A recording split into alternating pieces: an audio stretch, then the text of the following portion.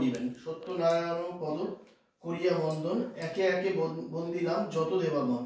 কলিযুগে সত্য পূজা প্রচার কারণ, মর্তে আবির্ভূত হন দেবনারায়ণ। দরিদ্র ব্রাহ্মণ এক ছিল মথুরায়, সুখ কবু নাহি পায় দুঃখে দিন যায়। একদিন দ্বিজবর শ্রমিয়া নগর, কিছু না পাইয়া ভিক্ষা হইল কাতর।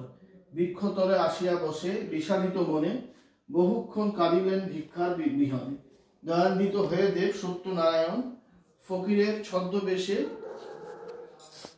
দ্বিজ। নারায়ণ বলে দ্বিজ, শুভ মহাশয়, কিবা হেতু কান্দিছে বসিয়া হৃদয়। দ্বিজ বলে, কি হইবে বলিলে তোমায়। ফকির বলিলেন দ্বিজ, কিংবা ক্ষতি তাই।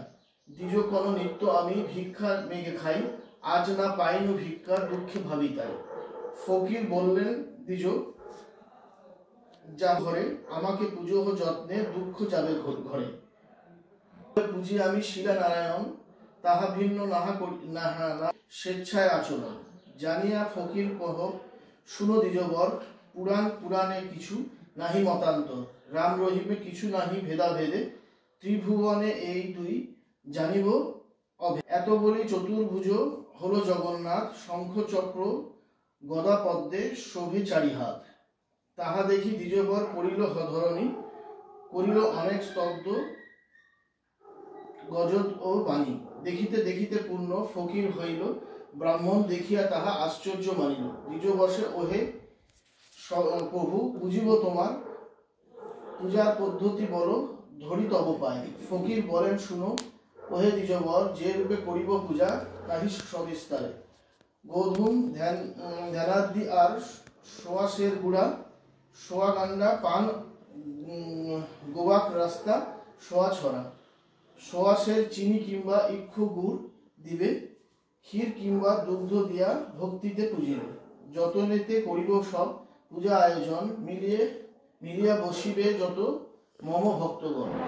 পুজিবে বিশুদ্ধ হয়ে শাস্ত্রের বিধানে, পূজা শেষে ব্রত কথা শুনিবে যতনে।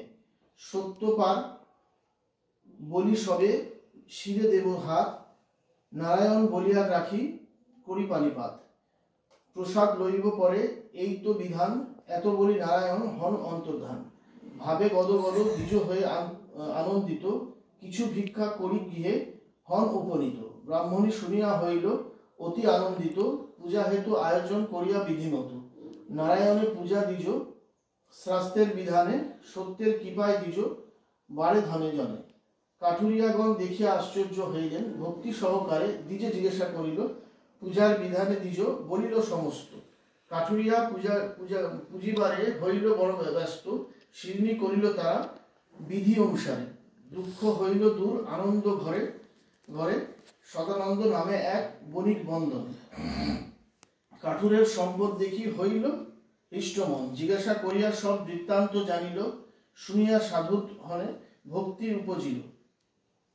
সাধু বলে, গৃহে মোর পূর্ণ ধনে জনে, কন্যা নাই দুঃখ তাই হয় সদা মনে।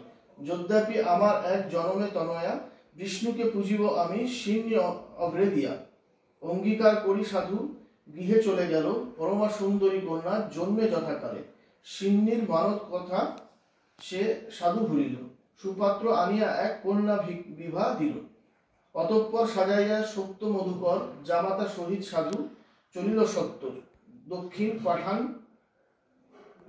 পাঠনে রাজা নামে কলানিধি, সেই দেশে সদাগরে আনাইল বিধি।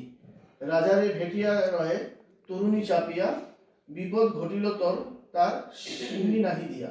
রাজার ভাণ্ডারে ধন অর্থ যাহা ছিল, নিশি মধ্যে এসে সাধু তরিপূর্ণ হইল। দেখি ক্রোধে রাজা তার সর্বস্ব লুটল, শ্বশুর জামাতা কারাগারে দিল। রাজা দেশে কোটাল মশানে লয়ে যায়, পাত্র অনুরোধে তারা দোহে প্রাণ পায়। কারাগারে বন্দী থাকে শ্বশুর জামাই, কি বলিব উভয়ে দুঃখ সীমা নাই।